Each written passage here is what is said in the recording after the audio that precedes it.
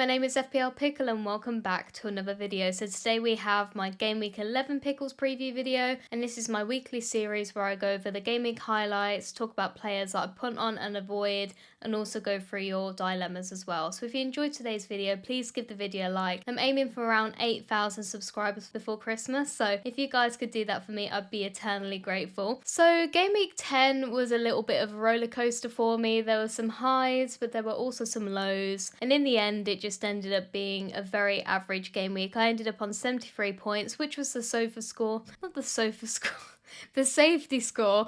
So I ended up on, it was technically a green arrow, but it was basically a grey. It was from 1.65 million to 1.6 million, so we're basically in the same position that we started off. So you know what, I mean, at least it's not a red arrow, but I was hoping for a little bit more progress than that. But yeah, I mean, in terms of the team itself, the defence was decent. I mean, unfortunately, Newcastle not keeping a clean sheet again. It's not feeling great, and with the likes of Timber not really getting attacking returns at the moment, I'm starting to think, should I just have gone with Raya instead? But it is what it is. All my defenders got clean sheets, and Gabriel being amazing once again. We'll talk a little bit more about him in a little bit. So I was happy with that. Other than that though, it was a little bit of a shambles once again. The midfield is not really performing at the moment. Saka missed 2 big chances, Sarr missed a big chance, Semenyo didn't really get anything in this game, and Enzo missing some big chances. So there was potential, and I am happy with these players moving forward, but I need more from them at the moment. Haaland, of course, getting a brace. What a surprise. I was very, very tempted to captain Gabriel, and in the end, it would have ended up being decent, but Haaland still just about outscored him, so I'm glad in the end that I did just go for Haaland. But if anyone was brave enough to go for Gabriel captaincy, then fair play to you. I even think for Game Week 11, he could be a decent shout. João Pedro, of course, got a return and just started shooting all over the gaff as soon as everyone sells him, and I felt unsure, and so I ended up just rolling. So I'm glad that that ended up happening, especially because, you know, Mateta scored, Welbeck scored, and those were the 2 forwards that I would have gone for. So I'm relieved that João Pedro did do okay, but Voltemada was very disappointing coming off at half-time along with Gordon. In terms of the bench, of course, you can see Xhaka played incredibly well last night, and so he got a 10-pointer, and I'm relieved that he didn't get DEFCON, but I just know for a fact that on my bench boost next week, he is not going to perform like that, probably. So I could have bench boosted and it would have ended up being a 16-point bench boost overall, which would have been okay, to be fair. Xhaka obviously saved that, but it is what it is. We move. But I'm very happy to have Xhaka for the long run. But anyway, yeah, that's the team. Hoping to activate the bench boost in Game Week 11. We'll talk more about that later on in the week. But for now, let's move on to how my predictions did in Game Week 10. So in terms of my Pickles predictions in Game Week 10, I did technically get one right, but I just feel like it just didn't go that great. I mean, I'm relieved that I got one right, but it was probably the easiest one that could have been right. So I'm happy. 6 out of 10. We're very, very close now. There were 4 games in the West Ham Newcastle game overall, so I had a feeling it would be a high scoring game, but it didn't quite go in the way that I expected it to, and we'll talk more about that in a bit too. Richards getting DEFCON, I was like, that's going to be a given, right? No. Gay got DEFCON, Lacroix got DEFCON, but Richards and Munoz, no DEFCON for them. So as a Richards owner, a little bit disappointing. And with the third one, I realised that it had technically happened the week before, and I didn't realise that before I wrote it. But once I had uploaded this video, I kind of thought, this is going to be such a nightmare to figure out, especially because I'm not watching each game for 90 minutes straight. So I didn't see one, but whether one was attempted or not, I don't know, and I realised it was a bit of a silly prediction to go with in the first place, but I'm going to say no. If I'm wrong, let me know down in the comments and I'll have to have a look through and maybe I'll change that. But I don't think I saw one being attempted this game week. So that was wrong as well. But 6 out of 10, feeling very happy with that. And if you guys have any charities that you'd like me to support, I'll be donated £100 once I get to 10 predictions. And because of how well it's going, I'm thinking I may add money onto that. But we'll try and hit the target first. But if you have any charities in mind, please let me know. But for now, let's now move on to the Game Week highlights for Game Week 10. So moving on to the highlights, what a game to start off with. Brighton versus Leeds. After all this talk about how decently strong Leeds' defence was, Brighton ended up beating them 3-0. So If anyone started Rodon this week, then that was fairly unfortunate, but Brighton did very well in this game. Welbeck getting a goal once again, and I kind of wish I picked him, but I'm still happy that I have João Pedro. But anyway, got a goal, nice tap in. He's been playing really well recently, seems to be in really good form. And it's nice to see because, you know, Welbeck is getting older and we're hearing things about him potentially being in the team for England, which would be really cool, I think, especially having a more senior player among the squad. I think that'd be awesome. But yeah, he played really well in this game. Gomez getting a brace was really, really good. He was in the right place for the first goal and the second goal. There were just some defensive errors with Leeds. They were quite messy, and even up front they were lacking creativity. So overall, I'm not surprised based on what I saw that the result that came out did come out. Van Hecker did really well in the game too, got DEFCON, set up a chance for Welbeck, and even had a chance to score himself. And he was another one of my punts that I talked about last game week, so I'm happy that he did actually end up doing well, because I don't think too many people are convinced about that. But yeah, like I mentioned with Leeds, it was quite unfortunate. BL started, which was interesting. He started again, but I don't know whether the result might mean that Struijk comes back into the team. I don't know. Nemecha missed a big chance, but other than that, not much was really going on. Only created 0.5 XG. DCL was pretty much absent once again. And there's queries that he's now injured. I don't have too much info on that, and I haven't seen any updates, but we'll have to keep an eye out on that too. But yeah, fair play to Brighton. They did well in this game. Next up, we got Burnley versus Arsenal, and this game went pretty much how I thought it would. But yeah, Arsenal defence, again, so goated, conceded less than 0.5 XG once again. They're just incredible. And Gabriel getting assist in this game for the Gyökeres goal. Unfortunately got a yellow, otherwise he probably would have matched Haaland. He's just absolutely insane. Like I mentioned before, I think Gabriel is actually essential in FPL at the moment. If you don't have him, I imagine it's proper hurting your rank. So if you don't have him, I would make it a priority to get him in, especially before Sunderland away. But yeah, Gyökeres finally getting a goal, and from a set piece, of course, but unfortunately did come off at half time. And I did think when I saw that he came off, I did wonder whether he was injured, because I was watching the game, and when he was coming off at half time, he looked a little bit frustrated, and I was thinking, is something wrong? So it's a little bit of a niggle apparently, so we'll have to see how that is. And as of Monday, he wasn't in training, so Gyökeres owners potentially be ready to make a move, but we'll have to see, because selling before Sunderland away is not ideal, even with, you know, him not providing amazing value for money. But if you could keep him, I'd maybe would a little bit longer if possible.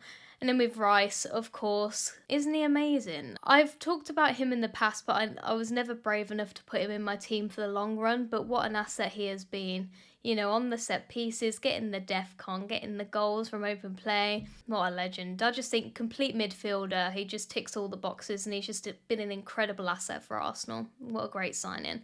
Saka, unfortunately, missing 2 big chances. Not ideal as a Saka owner, but yeah, it is what it is. Hopefully he can convert those chances in the next game. But yeah, for Burnley, it was unfortunate conceding 2.42 XG, so Arsenal attack was very, very good. Had a couple of chances, but Arsenal did dominate this game. Moving on to Crystal Palace versus Brentford, I am very pleased that Crystal Palace got a clean sheet, because I'll be honest, I wasn't really expecting it, but Brentford didn't really do all that much in this game. They really quite struggled actually, especially defensively. But a lovely goal from Mateta, lovely header from a Pino free kick. Lerma lobbed it towards him. I mean, it did hurt when I saw that, but what can you expect? It's Mateta. Unfortunately, Sarr didn't get anything in this game. He did hit the post and he missed a big chance as well. So he had his chances, and it's nice to see that, but it's frustrating, especially when I've had him for a couple of weeks now. I really would like him to go and get something for me. Lerma getting 2 assists was good, and I think that Glasner did really well putting him in the team and kind of targeting Brentford with set pieces and things. I think it worked out really well. And like I mentioned already, Gay and Lacroix got DEFCON, but Richards did not, and that was kind of annoying.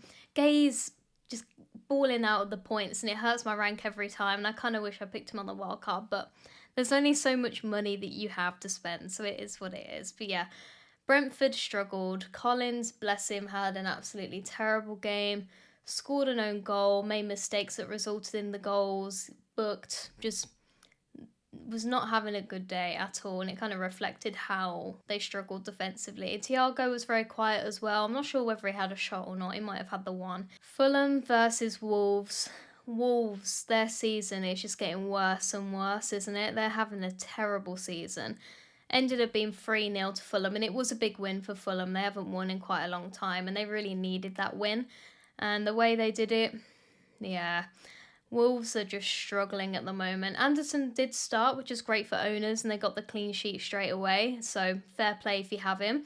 Sessegnon and Wilson getting goals as well. The finish from Wilson was incredible, actually. Jimenez getting an assist too and had decent minutes in that game. But yeah, Wolves are just all over the place. Pereira ended up getting sacked after this game.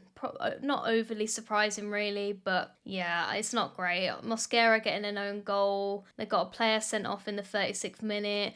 JSL had a chance, but yeah, they're just not it at the moment. They're all over the place.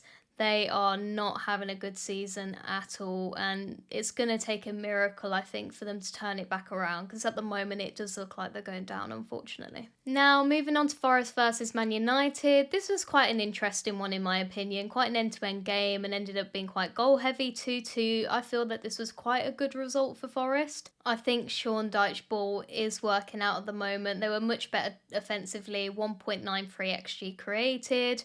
Gibbs White getting a goal, and I feel like he's been pending a return, you know. There's been so many chances that he's had more recently, and he finally got a goal. Savona getting a goal as well. Man United were very, very good. Casemiro got a goal. Forest conceded against a set piece once again, and Ahmad with a great goal at the end. With Ahmad, it's a bit of a shame because he's so good attacking-wise, but they've got, you know, Cunha and Mbeumo, so he's having to play right wing back, and defensively he just kind of... He doesn't really look like he is comfortable there, which is understandable. He's much better up front. You can see that based on the goal that he scored. But I think he is wanting to be in the team, but he's kind of struggling with the role that he's in at the moment. Fernandez hitting the post, so unfortunate for Bruno owners. You know, you got some points anyway, to be fair, more than any of my midfielders got. But anyways, Man United very nearly scored towards the end and got the winner, but there was a brilliant offline clearance by Murillo, and he got DEFCON as well.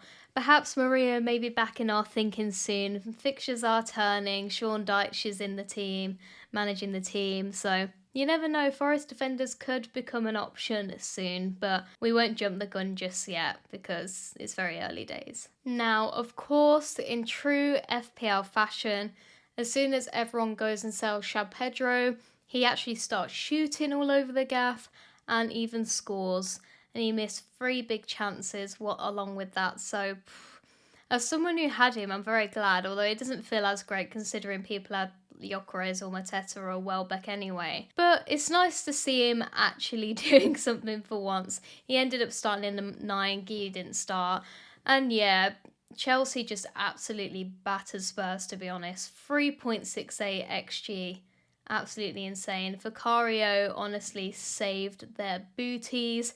8 saves in that game. If it wasn't for him, they probably would have had an absolute howler. I hope nobody tried to chase points with Van de Ven because he caused the error that resulted in the Chelsea goal, and like we see, Spurs were absolutely dreadful defensively, and even in the midfield they were just struggling. It was a terrible game. I don't know what happened there, but Chelsea just absolutely demolished them.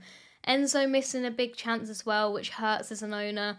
Caicedo getting an assist and getting DEFCON as well at the moment. He seems to be providing a little bit better value. Neto wasn't very good in this game though, and he went off injured, and I don't think he's in training at the moment, so we'll have to see on him how he's doing. But yeah, very poor from Spurs. I think the players just wanted to get off that pitch ASAP. I'm not surprised. I'd be quite embarrassed too. Moving on to the Liverpool versus Villa game, a win for Liverpool, and it was pretty much deserved. Villa were quite poor once again. Rodgers hit the post and Cash hit the post, but only 0.41 XG created, so they weren't very good. And Watkins, unfortunately, I don't know what's going on with him. Major drought for him at the moment. His minutes are dipping. I just think, for at least for a long time now, until things get better, he can't be an option FPL. He's just really, really struggling. So Salah ended up getting a goal, but it was basically gifted to him because I don't know what Martinez was doing, but it was a horror mistake from him. And it ended up with Salah being gifted a goal. Gravenberch, nice goal as well. It was deflected, but it was a good goal nonetheless. Szoboszlai missing a huge chance.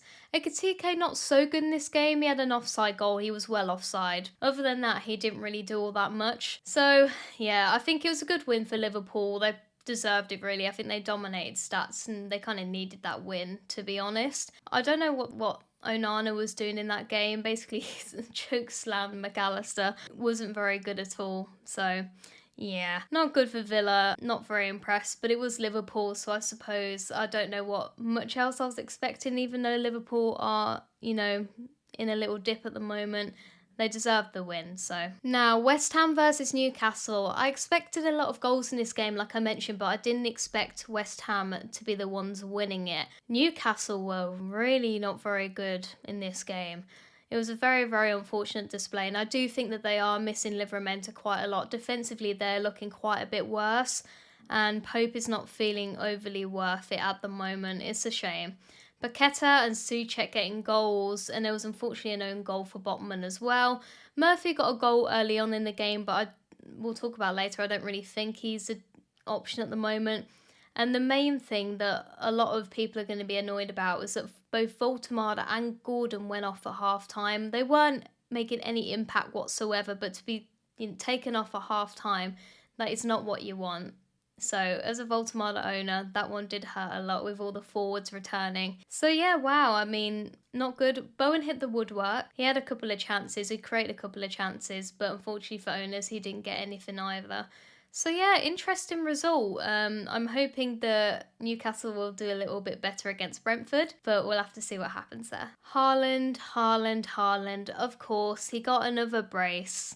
Are we surprised? Not really. He could have even had a hat-trick. He missed a huge chance as well. Xhaka getting 2 assists as well. They seem to work quite well together. Reinders was benched, which was unfortunate for owners. And yeah, I mean, not an amazingly surprising result, really. Bournemouth gave it a go. I mean, Krupa Jr. had a goal that was offside, and he wasted a couple of chances as well, but they couldn't really get into the game. Adams ended up getting a goal, but it was following a Donnarumma mistake from a corner, so Senesi and Trufa getting DEFCON as well, which is nice to see ahead of my bench boost, but yeah, like I mentioned, not an overly surprising result. And finally, Sunderland versus Everton, 1-1 in the end. And much to my dismay, Xhaka had an absolute masterclass in this game. Ended up getting a goal. I think it was 5 key passes. He was just absolutely unreal. Nice to see though, for 5.1 million, this guy seems to be the business. I am happy to have him, even for Arsenal at home. I don't mind it. I just feel happy having him. Mukiele missed a huge chance and he got a yellow as well. So if anyone started him, that was a little bit unfortunate. Ballard getting DEFCON as well. And with Everton, their forwards just can't score. Barry ended up starting, but he missed a huge chance as well. Barry and Beto just can't finish, and they need some better people up front. Maybe in January they might look at some strikers, but it's not looking great at the moment. NDI had an amazing goal, dribbling masterclass. He came off injured quite early on. At least he got the return, but it seems as though it might just be cramp, so it might be okay, but I'd keep an eye on that. He is a player that I quite would like to have in my team though if he is fit. Wish I had some space for him. Grealish hitting the post as well. So there we go. Those are the highlights for Game Week 10. Hopefully you find it useful, but now let's talk about some dilemmas for Game Week 11. So guys, this is my Pickles Pointers section where I discuss the dilemmas a lot of you seem to be having in Game Week 11. And there's a fair few things to talk about. A lot of discussions with the forwards once again. I guess one being, what do we do with Gyökeres since he might be injured? One being, is JP an option again now after all of that kerfuffle about him? And even Voltemada, should we be selling Voltemada? So a few things with Gyökeres, because it's Sunderland away next, I wouldn't be rushing to sell him unless we know that he's going to be out. Does seem to be a little bit of a niggle and he wasn't in training as of yesterday. So it might be time, to be fair, to get rid of him and perhaps upgrade a midfield spot for like a Rice or a Saka if you haven't already. In terms of who I go for, I still think that Mateta's probably one of the best options in the game at the moment. And funnily enough, they have Wolves at home. We've seen how poor Wolves have been. If you don't have João Pedro, I wouldn't hate it. Even if you just sold him, I probably wouldn't hate if you got him back again. He's shown that he can shoot, although knowing our luck in Game Week 11, he probably won't have a single shot once again.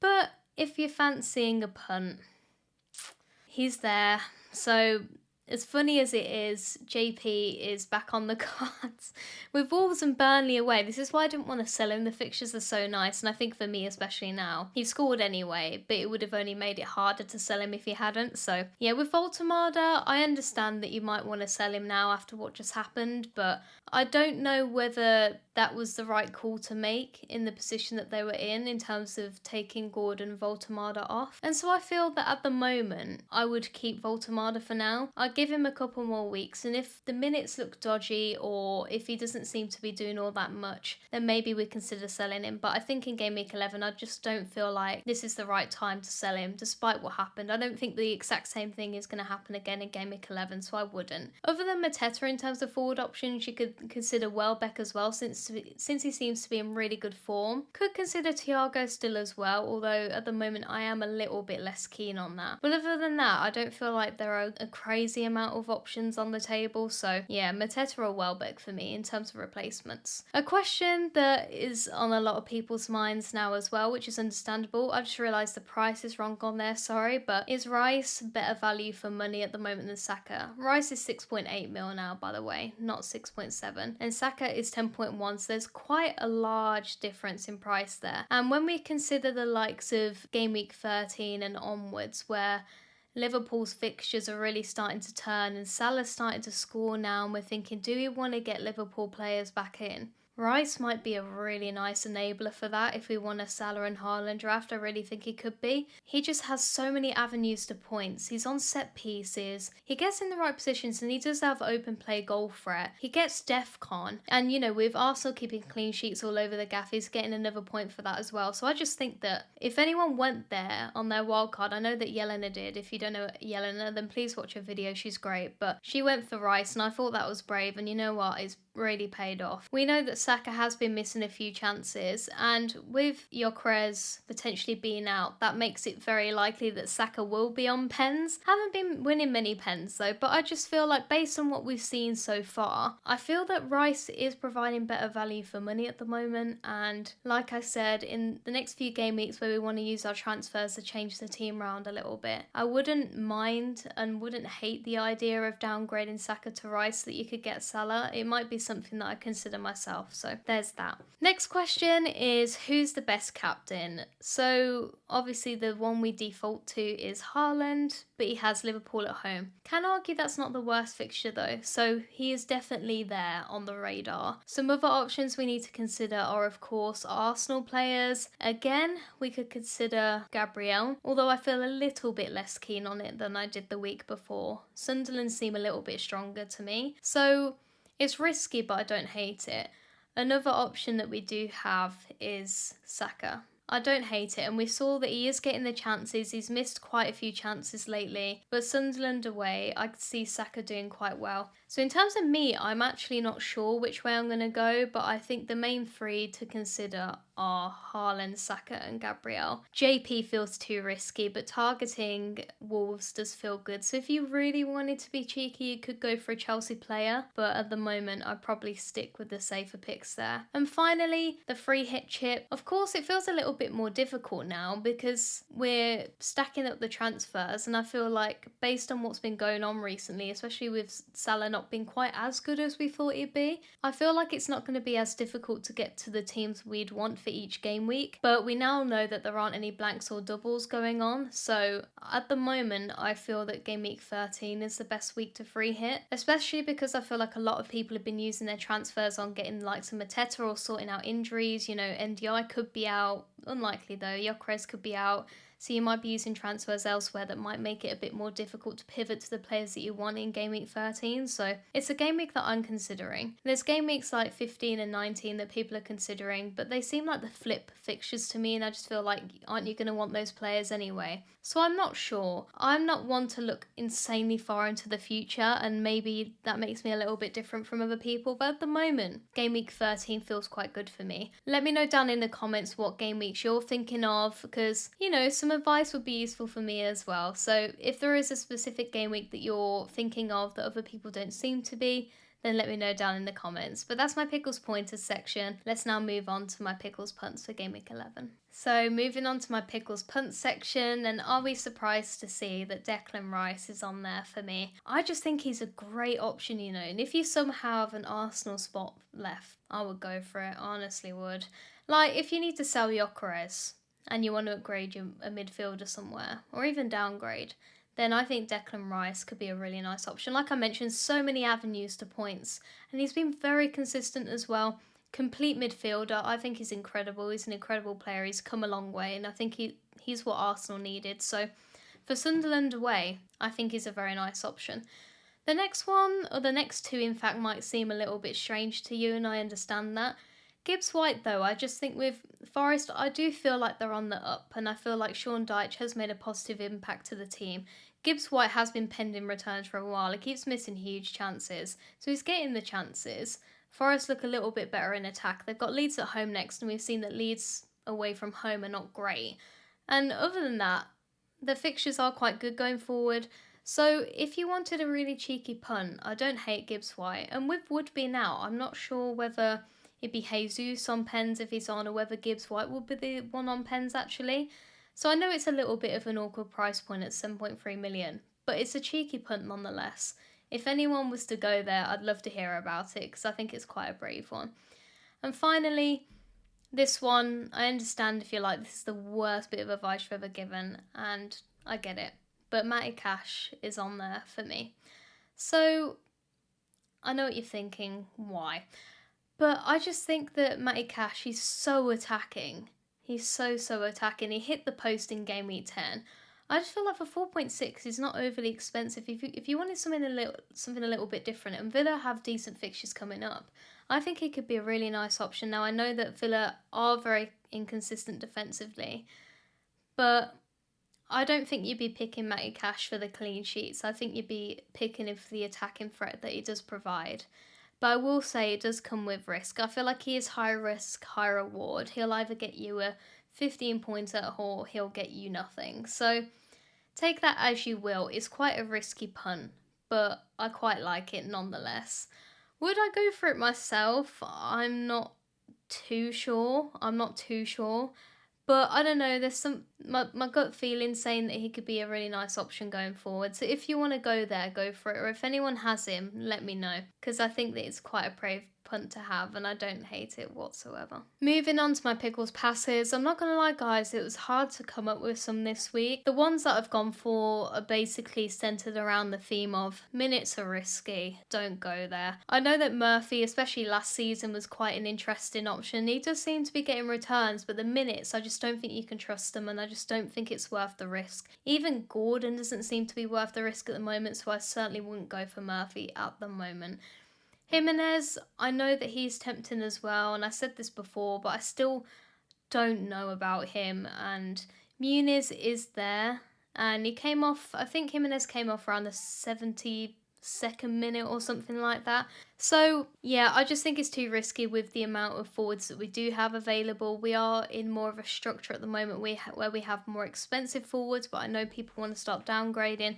But unfortunately, I don't think Jimenez is the one to go for at the moment. I'd much prefer a Welbeck at this stage. And Shirky, I can't imagine loads of people are going for Shirky anyway, but I think just seeing how well he performed in Game Week 10, you might be a little bit tempted. But like I said, minutes are risky, and it's Liverpool next anyway, so it's not fantastic. So yeah, I'm sorry if those passes are a little bit meh, but I'll be honest, I struggled to think of some this week. So if any of you were tempted by, especially Murphy, I wouldn't go for it at the moment, unfortunately. Now finally guys, we have my Pickles predictions for Game Week 11, and I'll be honest guys, I've gone for some more basic predictions this game week, just to make it easier for myself and probably for you guys as well. So this is one that I thought of, and then I asked Ross for some help, and he said the exact same one right after I thought of it, is that Haaland will blank against Liverpool. Now, it doesn't feel overly likely, but I have a feeling he's not going to haul or get anything in this game, which makes me tempted to captain someone else, I'm not going to lie. But the fact that we both had that feeling is an interesting one. Second one is I think that Forest will keep a clean sheet against Leeds. I think they will actually. I think defensively they are improving, and it'd be nice to see the likes of Milenkovic and Murillo becoming good options again, and even a Williams becoming a good option again. I think at home they'll be a lot stronger. They do seem to do quite well at the City ground, so we'll see. But yeah, that's another one. And then the final one is I think that Chelsea will win a penalty against Wolves. Wolves are just having a stinking season, and unfortunately, I feel like the bad luck is going to continue and someone's going to concede a pen. And it'd be nice to see who takes it, wouldn't it? Is it going to be Enzo? Is it going to be JP? Either way, I'll be happy, to be fair. So those are my predictions. Let me know if you have any down below in the comments. I'd love to hear them. So there we go, guys. That was my Game Week 11 Pickles preview video. Thank you so much for watching if you've made it this far. I know these videos can be quite long, but I appreciate you all so much for watching, and I hope you found them useful. I look forward to seeing you guys very soon for my team selection, where I'll be talking about a potential chip being active. Bye bye.